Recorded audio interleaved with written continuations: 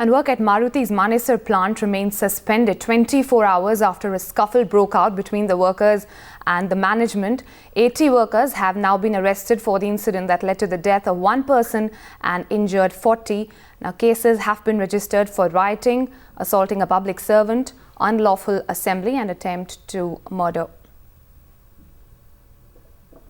Madhav is now joining us live from Manesar. Madhav, there are conflicting reports, versions of the incident that are emerging. The workers say the scuffle broke out because the manager spoke to them in a derogatory way, while the company said it was because the worker, one of the workers, in fact, beat up one of the managers. What exactly had happened that led to this violence? Well, certainly very hard to say, but at least the facts are very clear.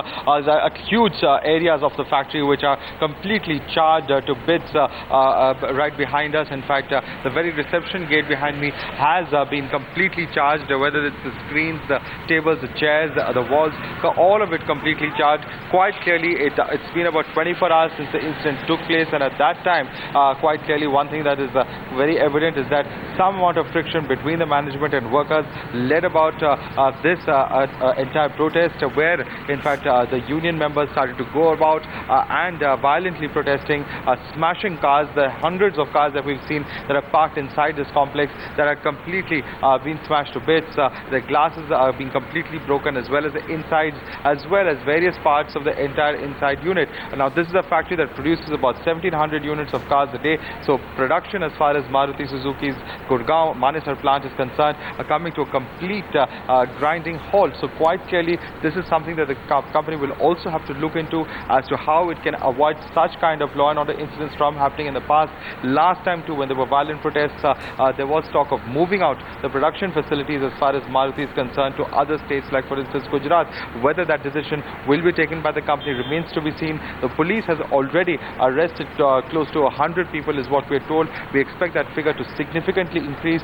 This includes prominent members of the Maruti Suzuki Employees Union. Other members also, of course, expected to be arrested through the course of the day. At this point of time, about 400 to 500 strong police contingent inside the factory, completely guarding the entire premises to prevent any further untoward incident from taking place. Madhav, massive losses, of course, are likely to be incurred by the Maruti management. Is the management coming out with an official version of what exactly happened, and what exactly are you hearing as to what was it that led to this massive loss?